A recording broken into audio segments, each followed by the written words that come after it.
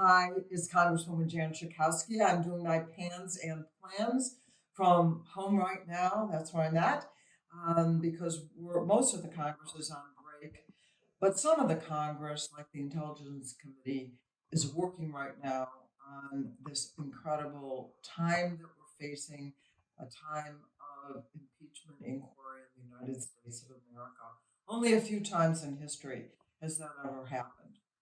And many of us who have felt that the president has acted improperly, now we're seeing the facts emerge. When the president had a phone conversation with the president of their president in Ukraine, what he did was try and shake them down by saying, "We will not give you the money that you're asking for unless you do an investigation that will help me get elected again.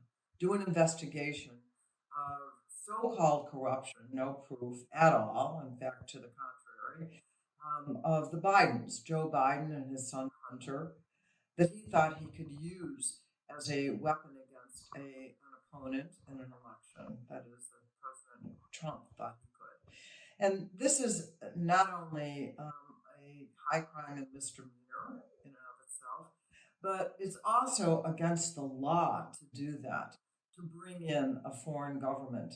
We thought we saw that, and I still think we do with Russia when the president said, "Russia, if you're listening, get the emails of Hillary Clinton." But this he really admits to. In fact, he said he thought it was a perfect conversation that he was having with the president of Ukraine. So now there are a lot of subpoenas that have been issued. There are a lot of witnesses that are appearing before the Intelligence Committee. They're getting a lot of the facts to see exactly what happened. The Inspector General of the Intelligence Committee is, I think, testifying at this moment before the Intelligence Committee. And we have seen all kinds of career foreign service people thinking that this was and saying that this was a really bad thing that the President of the United States did. And so we'll see. The majority of Americans now support the idea of an impeachment inquiry. A plurality think that the president should be impeached. But we're going to follow the facts. That's the important thing. We are going to follow the facts. Today, Friday, the Supreme Court has decided to take a case that would and could extremely limit the rights, the access to abortion in the state of Louisiana, but it would have implications nationwide. On this new Kavanaugh court, they are deciding to take up a case that is identical to one that was decided in 2016 and was found to be unconstitutional. And the issue is, will doctors who provide abortion services be required to have admitting privileges to hospitals? Right now, that is rare because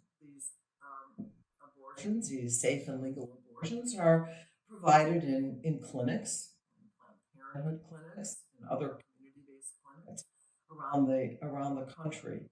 And of course, the Republicans have been working to limit each and every way that they can access to abortion, put more and more restrictions.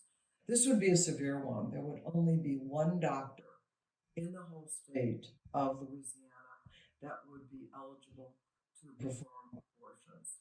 That's the point of those who have brought this case. They want to make it impossible to have an abortion. The pro-choice caucus in the House of Representatives is mobilizing our members, and we are certainly hoping that the word gets out. And I want to tell you something I feel certain of in my heart, that women are not going back. We aren't going back to the times I remember of back alley abortions, dangerous situations that women put into, because the truth of the matter is that Roe v. Wade was not the beginning of women having abortions. It was the end of women dying from abortions. So we're going to be prepared to have a battle over this, and it looks like it's game on. Other news in Chicago, there is going to be a $2 billion, the largest in the history of the Chicago Transit Authority program, to update, upgrade, improve, make disability compliant programs at the CTA. Much of it is within my congressional district. $1 billion came from the federal government. Our whole Illinois delegation was proud to help with that. And so we had a press conference and actually took a shovel full of dirt to open up that project. We also had a hearing this week on gun violence, on the issue of dealing with gun violence as a health epidemic. And we know that, of course, it is in the sense that when you have 100 people on average killed by guns every single day in the United States of America. So clearly that's more than 36,000 people a year. Imagine if this were a virus, we would certainly be doing something to cure that. And so treating gun violence as a health issue is very, very important. In Chicago alone, over 2,000 people have been shot just this year. Over 300 have been murdered. It's time for a sense of urgency. It's a time for action. Moms demand action were in the audience. People who had lost loved ones were there, including my colleague Stanley Davis, whose grandson's funeral I went to, and including Bobby Rush, whose son was murdered. They were both there on the panel. It was an official hearing of the Energy and Commerce Committee, the Health Subcommittee, and Anna Eshoo, Californian, the chair of the subcommittee, was there. People from around the country came. It was a very important hearing, and we had great testimony from experts. In addition, I just want to wish all of my Jewish friends a very happy New Year. That's the reason that the Congress is on, one of the reasons the Congress is on recess right now. We're still working much of the time, but also it is the Jewish New Year, the Day of Atonement that is coming up.